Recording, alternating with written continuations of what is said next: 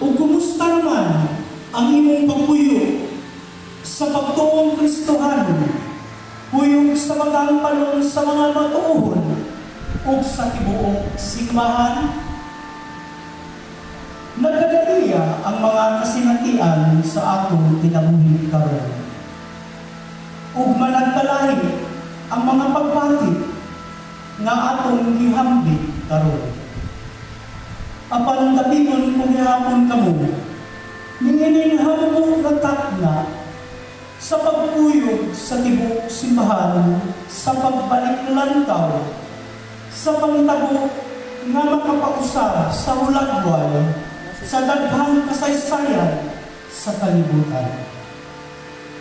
Ang tulong na sukad pa sinugdan uban sa Diyos, o nga ang maong pulong Diyos nagpakatao o mupuyo uban kana.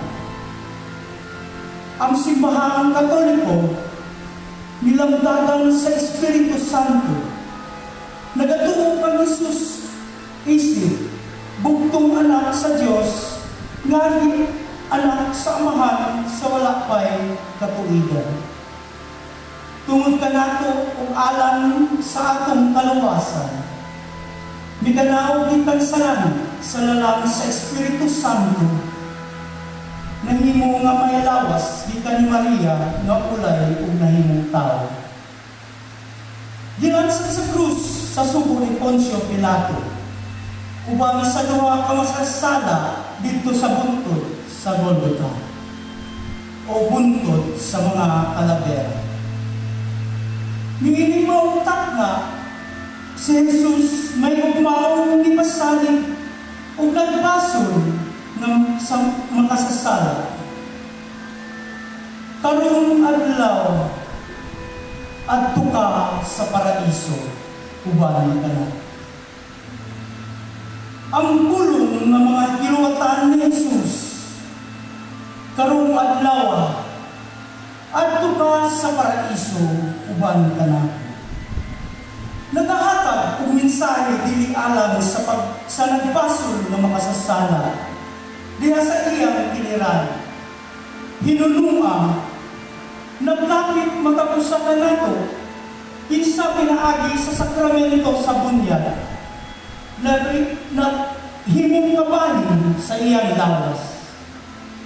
Ang sibahan sa pagpantarong sa kanunay, pinaagi sa gahom sa Espiritu Santo, sa pakighiusa sa Diyos, ug sa usa uban nga niya, hinungtan sa ubot nga pagtuo o paglaon. Magpuyo ang tanang mga binuhat, ilabi na sa ang katawhan, diha sa kayusahan sa panagdait. Aron ingon, ang pagpakabana ug panlabot, ang tanan alang sa pagpatunhay sa paghari sa Diyos sa kalibutan. Karong adlaw adto ka sa paraiso uban ka nako. Ang maong mga pulong ni Jesus naghagit sa makausa sa tanang linudyanan, ingon man sa tibuok simbahan, sa pagsunod sa panag-ingnan sa mahal nga Birhen Maria. Kinsa na panunayong na malandong sa kabubuton sa Diyos, diha sa nagdaiyan kasinatian sa katawhan, ug mga hitabo sa kalibutan. Karong adlaw adto ka sa paraiso uban ka na. Niining mga pulong mabati ang lanong nga manawagan sa makanunayong matitnunanon ug ang buong paghinuplog o paghinulsol. Sama sa gibuhat niya nga nagbasol nga kawatan. Gitudluan kita ni Jesus nga sa pagtulisok sa kaugalingon, mas madangat ka nato ngadto sa Diyos ng kaluoy o pasaylo. Kaysa paghimantay o pagtulisok hinuon sa kahuyang o sayo sa uban. Matod pa ni Papa Francisco, the Church is always a better. Ang tinuok simbahan sa kanunay at kinahanglan. Busa, ang ayan ngayon nga sa walay puas magpausanon mangayo kita sa gugma, kaluoy o pasaylo sa Dios. Kaagho, pasaylo o pakigdalit sa kanunay, gitanya sa Dios kanato makasasala.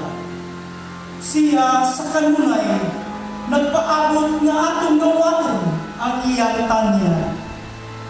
Aron atong maambit kini ngadto sa uban nga nakasala ug nagpasakit usab kanato.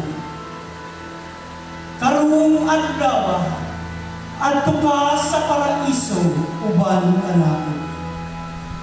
Mga pulong nga nagmantala sa maayong balita, sa kaluwasan o nagpadayan, naghinapin nga manghigugma sa Diyos Amahan, alam ka natong iyang mga anak. Pinaagi ni mo ang gugma, ang matagusa, bisan pa man nagkapo, o kabukat sa kihambing ng mga sala. Adunay luna sa kasing-kasing sa Diyos o adunay kalauman sa kabaguhan. Si San Juan nagkalayon, kay wala ipadala sa Diyos ang iyang anak nganhi sa kalibutan aron pagsilot, kundi aron